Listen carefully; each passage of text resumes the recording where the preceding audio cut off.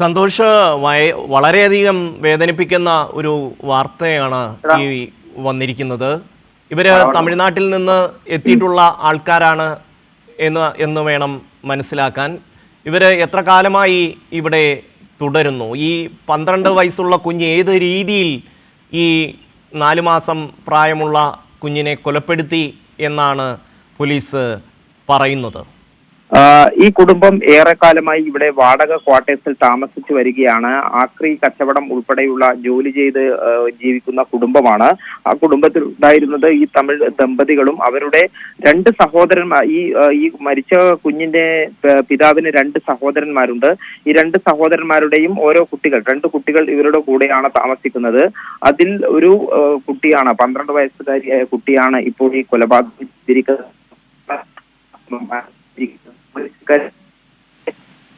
പരിശോധനാ തെളിവുകളെല്ലാം തന്നെ ശേഖരിച്ചിട്ടുണ്ട്. ആ രീതിയിലുള്ള ഒരു അന്വേഷണം തന്നെയാണ് പുരോഗമിക്കുന്നത്.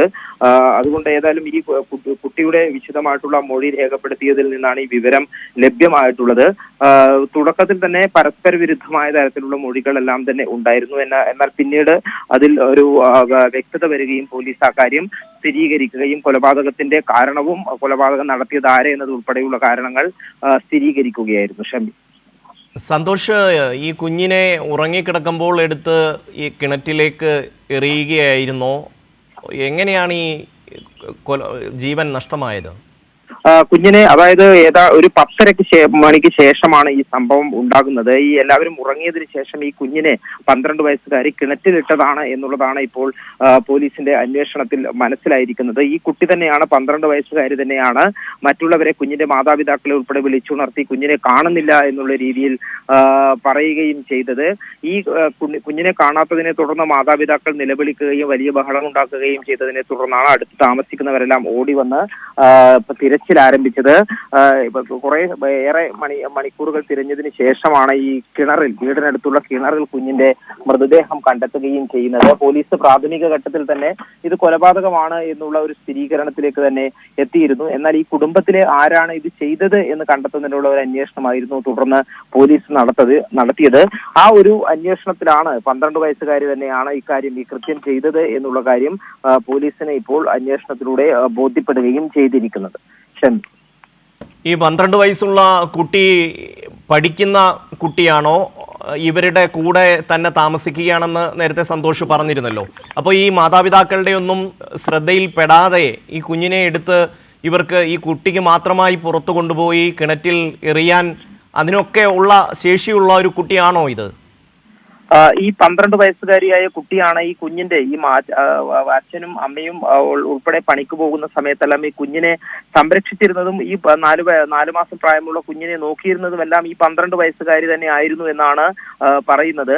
ഈ രാത്രി ഈ കുഞ്ഞ് എല്ലാവരും കിടന്നുറങ്ങിയതിന് ശേഷമാണ് ഒരു 11 മണിയോട് കൂടിയാണ് ഈ കുട്ടി, 12 വയസ്സുകാരി തന്നെ, കുഞ്ഞിനെ കാണുന്നില്ല എന്നുള്ളത് എല്ലാവരെയും വിളിച്ചുണർത്തി പറയുന്നത്. മൂത്രമൊഴിച്ച് തിരിച്ചു വന്നപ്പോൾ കുഞ്ഞിനെ കാണുന്നില്ല എന്നായിരുന്നു പറഞ്ഞിരുന്നത്. അങ്ങനെ ആണ് ഈ നാട്ടുകാർ ഉൾപ്പെടെ അന്വേഷണം നടത്തുകയും കുഞ്ഞിനെ മൃതദേഹം കിണറ്റിൽ കണ്ടെത്തുകയും ചെയ്തത്.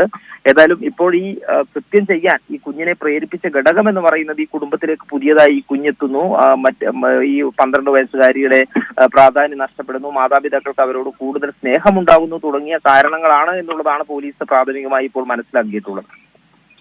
സന്തോഷ്, പല സാഹചര്യങ്ങളിലും ഇത്തരം ഒരു പ്രശ്നം പല വീടുകളിലും ഉടലെടുക്കാറുണ്ട്. പ്രത്യേകിച്ചും ഇളയ ഒരു കുഞ്ഞ് ജനിച്ചു കഴിയുമ്പോൾ ഈ മൂത്ത കുട്ടിക്ക് ഉണ്ടാകുന്ന ഒരു മാനസികമായിട്ടുള്ള പ്രശ്നം, നേരത്തെ സന്തോഷ് പറഞ്ഞതുപോലെ തന്നോടുള്ള സ്നേഹം നഷ്ടമാകുന്നോ തുടങ്ങിയ സംശയങ്ങൾ പലപ്പോഴും ഇളയ കുഞ്ഞുങ്ങളെ ഉപദ്രവിക്കുന്ന തരത്തിലേക്ക് എത്താറുണ്ട്. ഇവിടെയും സമാനമായ ഒരു സാഹചര്യമാണോ? എന്താണ് പോലീസ് ഇത് സംബന്ധിച്ചുള്ള വിവരങ്ങൾ നൽകുന്നത്? ആ ഒരു രീതിയിൽ തന്നെയാണ് ഇപ്പോൾ പോലീസ് കാര്യങ്ങൾ വ്യക്തമാക്കുന്നത്. അതായത് ഈ കൃത്യം ചെയ്ത 12 വയസ്സുകാരിയുടെ പിതാവ് നേരത്തെ മരിച്ചതാണ്. അതുകൊണ്ട് ഏറെ നാളായി ഈ കുട്ടി 12 വയസ്സുകാരി ഈ പിതൃ സഹോദരനായ അവരുടെ കുടുംബത്തിനൊപ്പമാണ്. അതായത് മരിച്ച പിഞ്ചു കുഞ്ഞിന്റെ പിതാവ് ഈ 12 വയസ്സുകാരിയുടെ പിതൃ സഹോദരനാണ്. അവരുടെ കൂടെയാണ്, ആ കുടുംബത്തിലാണ് ഒരു താമസം. നേരത്തെ അവർക്ക് ഈ കുട്ടികൾ ഇല്ലായിരുന്നു. അതുകൊണ്ട് തന്നെ ഈ 12 വയസ്സുകാരി ഉൾപ്പെടെ ഒരു മകൾ എന്നുള്ള രീതിയിൽ തന്നെയാണ് പരിഗണിച്ച് പോന്നിരുന്നത് എന്നാണ് പറയുന്നത്. അതിനിടയിലേക്കാണ് ഒരു കുട്ടി ജനിക്കുകയും ചെയ്യുന്നത്. അതാണ് ഈ ഒരു കൃത്യം നടത്താൻ ഒരു കാരണമായിട്ടുള്ളത് എന്നുള്ളതാണ് മനസ്സിലാകുന്നത്. ഏതായാലും ഇപ്പോഴും പോലീസ് ഈ കുട്ടിയിൽ നിന്നും ചോദ്യം ചെയ്തു വരികയാണ്. അതിന്റെ കൃത്യമായിട്ടുള്ള കാരണം എന്താണ് എന്നുള്ളതിനെ സംബന്ധിച്ചെല്ലാം ഇനി കൂടുതൽ വ്യക്തത വരേണ്ടതുണ്ട്. ഏതായാലും പോലീസിന് ലഭിച്ചിട്ടുള്ള ഈ ചോദ്യം ചെയ്യൽ ലഭിച്ചിട്ടുള്ള പ്രാഥമിക വിവരത്തിന്റെ അടിസ്ഥാനത്തിലാണ് ഇത്തരത്തിലുള്ള നിഗമനത്തിലേക്ക് എത്തിച്ചേർന്നത്.